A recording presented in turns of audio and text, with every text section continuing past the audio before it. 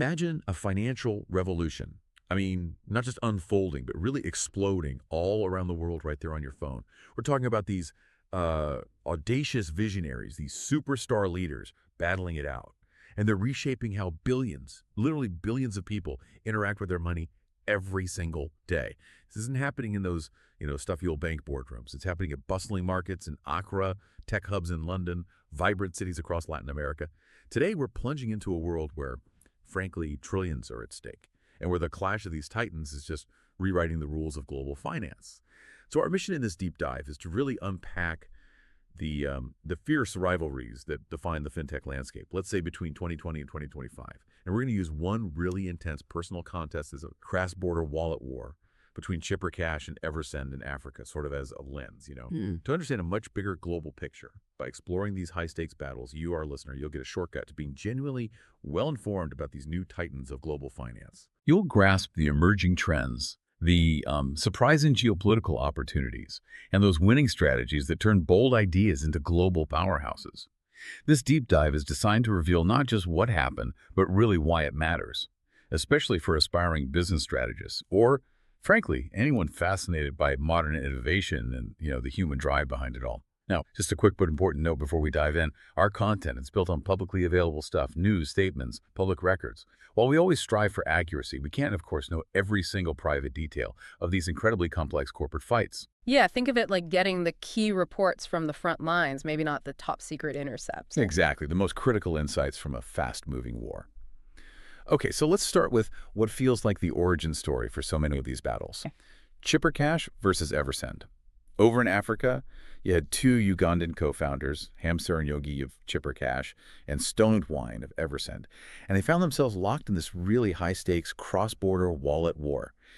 What makes their story so compelling, I think, is that even with all that intense competition, they somehow maintained a friendly rivalry. It felt personal, but also deeply visionary. Absolutely. And what's truly fascinating here is how their story, it really is a microcosm for what was happening globally. This wasn't just some isolated thing. You saw similar showdowns playing out across continents, all fueled by, massive venture funding, this huge surge in digital adoption, and an accelerated, almost overnight shift to mobile-first everything, largely pushed by the pandemic, of course. And their shared ambition, it really highlights the core vision of this new financial era. Hamster and Jogi's dream for Chipper Cash was crystal clear. He said, "My co-founder Majid and I started Chipper to solve the intra-Africa remittances problem. It was always our dream to launch in the US and UK and connect the diaspora to Africa." He saw this direct line, connecting African users to the global economy. Yeah, and on the other side, Stone and Wine's vision for Eversend was just as ambitious, and even more so in some ways. He wasn't thinking small at all. It wasn't just about moving money. He wanted something far grander. He stated, "We are not just a money transfer company. We want a one-stop shop. Transfer, take a loan, buy stock, trade crypto." Wow. You can just feel the scale of their audacious visions right from the get-go. They weren't just building apps. They were building operating systems for money. Mm-hmm. So that intense visionary rivalry in Africa, it gives us a glimpse into the sort of the emotional stakes of fintech innovation. But how do these dynamics play out when you have, say, an entrenched market leader facing off against a stealthy, maybe infrastructure-focused challenger? Let's pivot now to the US and the story of PayPal versus Stripe. Right. This is a classic battle, in a way. An established digital payments behemoth versus a rapidly growing, almost behind-the-scenes upstart. On one side, you've got PayPal, household name, founded way back in '98, holding, a formidable 45% market share in online processing, generating something like $32 billion in revenue by 2024. Just massive. Then you have Stripe, founded 2010 by the Collison brothers, those Irish prodigies. They built their empire as the sort of developer-friendly payments infrastructure, quietly powering tons of online businesses. They had about 17% market share, maybe around $18 billion in revenue by 2024. Still huge, but a different focus. And their CEO philosophies really show that contrast, don't they? Oh, absolutely. Patrick Collison, Stripe's CEO, he had that famous quip, "Most tech companies are building cars, Stripe is building roads," really emphasizing that deep focus on foundational infrastructure. Love that analogy. Meanwhile, PayPal CEO Dan Schulman, the industry veteran, he made this bold prediction that the entire world is moving toward digital first. Yeah.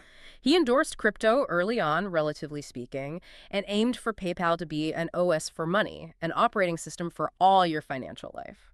So very different approaches to market dominance. Yeah. And both were innovating like crazy, right? Either defending their turf or aggressively expanding it. Constantly. PayPal pushed hard into crypto trading late 2020, rolled out those super app features, trying to be that single place for everything financial. Yeah, the all-in-one dream. Stripe, meanwhile, was expanding into lending, card issuing, banking as a service, really broadening their roads. So the crucial question becomes, in that volatile market we saw, which strategy held up better?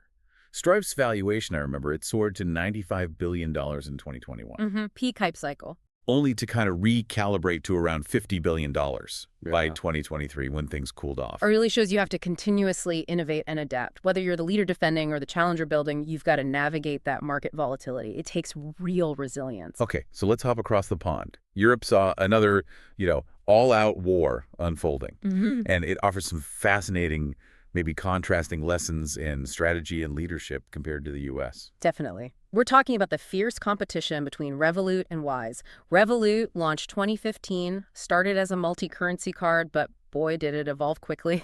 Full-spectrum neobank, basically a digital-first bank, no branches, aiming squarely for that super app title. The super app seems to be a recurring theme. It really was. Then you had Wise, launched back in 2011 as TransferWise. They had this much narrower, almost utilitarian focus initially. Yeah. Just cheap, transparent international money transfers. Later, they added multi-currency accounts, but the core was different. So different origins, different missions almost.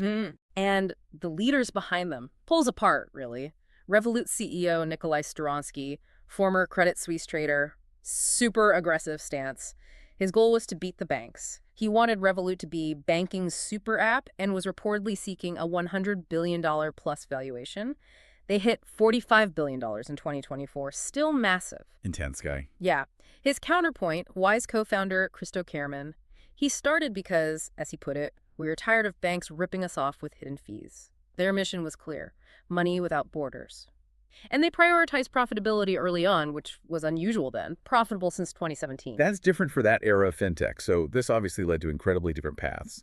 Revolut just kept adding features, crypto, stocks, lending often seeming to prioritize growth above all else, maybe even short-term profit. Growth at all costs. Yeah, that was the vibe for a while. Wise, though, they focused on building their own global payments network, getting direct access to payment systems, a much more measured approach to adding consumer features. And it's fascinating how this played out geopolitically and regulatorily.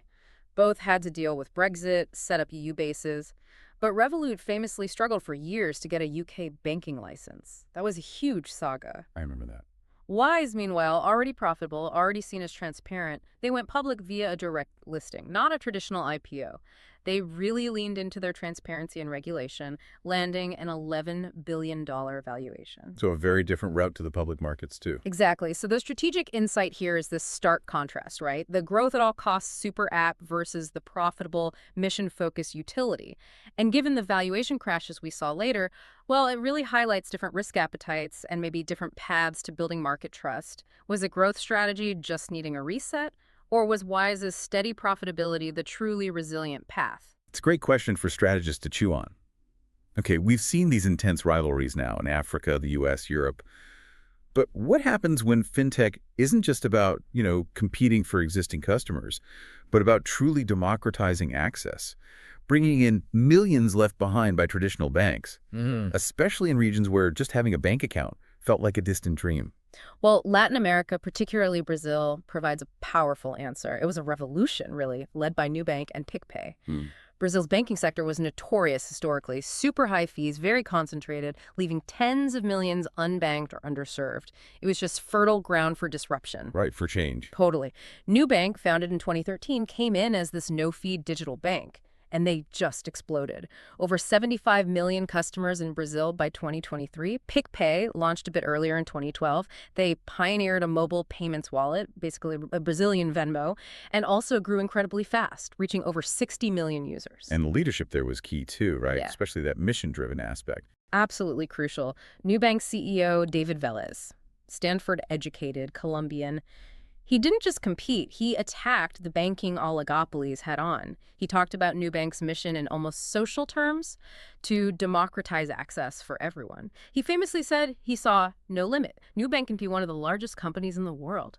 You could feel his passion for financial inclusion. It wasn't just business speak. Real conviction there. And the impact, just profound. Yeah. Both companies played a genuinely heroic role in this massive surge in financial access.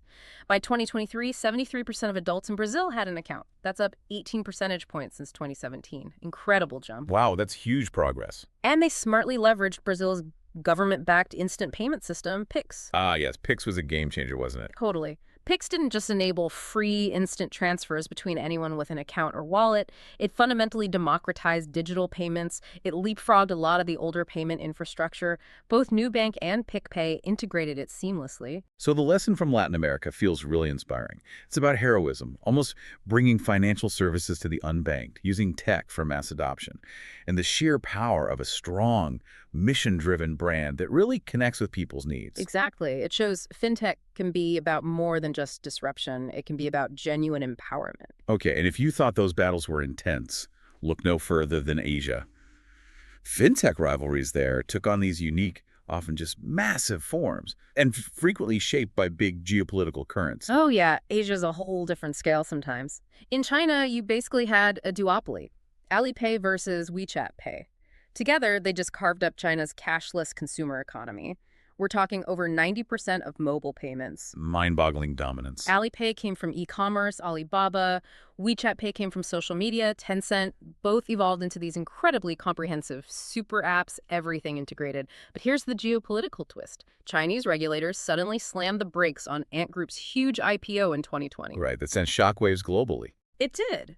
And they imposed new rules on both Alipay and WeChat Pay, forcing them to open up to each other, curbing anti-competitive stuff. It effectively froze their intense rivalry. The government basically stepped in as the ultimate disruptor. Wow, the state asserting control. Then you look at Southeast Asia. Grab versus Gojek. They started as ride-hailing apps, right? But quickly expanded into food delivery, logistics, and crucially, digital payments, GrabPay and GoPay. Another path to payments. Exactly. It became this funding arms race pushing into digital banking. Merger talks between them were huge news for a while. Yeah, that seemed like it might happen. But they eventually collapsed, so each pursued separate IPOs. Grab used a SPAC, that's a special purpose acquisition company, a faster way to go public. Gojek merged with e-commerce giant Tokopedia to form GoTo.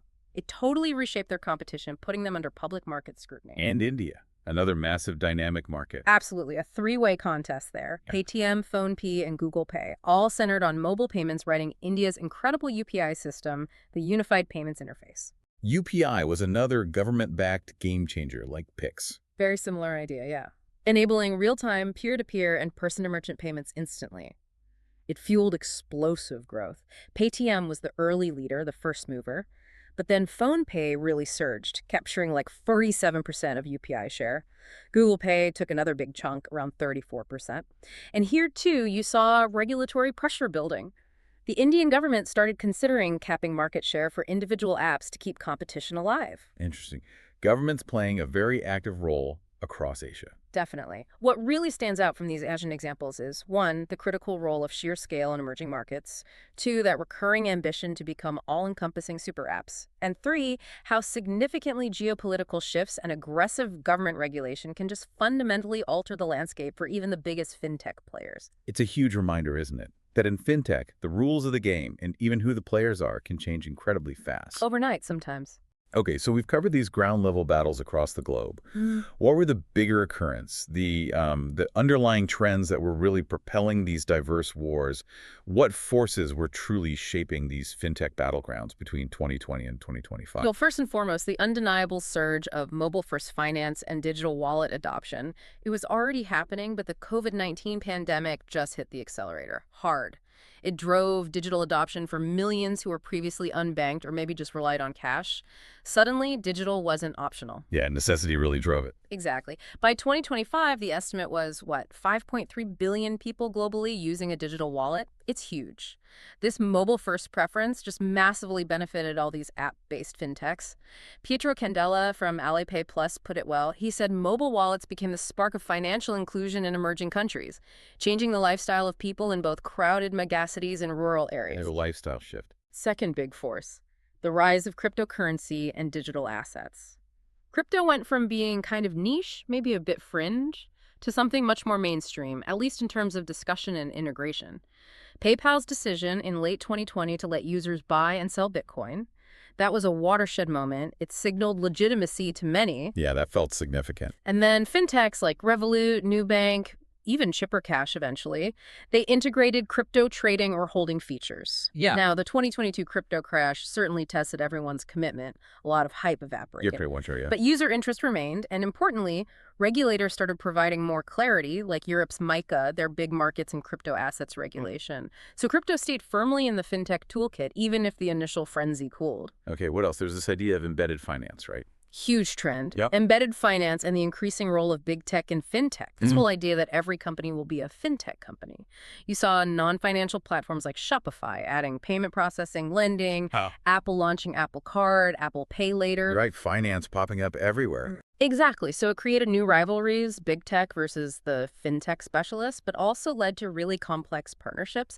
Stripe, for example, was powering a lot of this embedded finance push behind the scenes. The market for embedded finance was projected to reach something like $7 trillion by 2030. Just shows its immense disruptive potential. And regulation always plays a role, doesn't it? Tailwinds and headwinds. Always. Yeah. Fourth key force. Open banking and that constant interplay of regulatory tailwinds and headwinds. Policies like Europe's PSD2 directive, which basically forced banks to open up access to customer data, with consent, of course, that was a huge tailwind for challengers. It had enabled data sharing, fueled innovation. Gave fintechs a leg up. It did. Digital banking licenses opened new doors, too. But then you had the headwinds. Crackdowns, like we saw in China, geopolitical tensions, U.S.-China friction, the fallout from Russia-Ukraine affecting payment systems, and just uneven regulation. Remember Stone Atwine from Eversend calling Africa's regulatory compliance a nightmare? Because rules differed so much country by country that created significant hurdles, sometimes really costly mistakes for companies trying to scale. A complex web to navigate. And finally, the fifth force, the broader post-COVID socioeconomic changes. We already mentioned the digital adoption leap, like 5 years progress in 1 year, people said. Yeah. But then came the hangover. High global inflation, rising interest rates. That led directly to the valuation crash across tech and fintech in 2022-23. Klarna, the buy now, pay later giant, saw its valuation plummet something like 85%. Ouch. Brutal correction. Totally. And it forced this critical shift in mindset.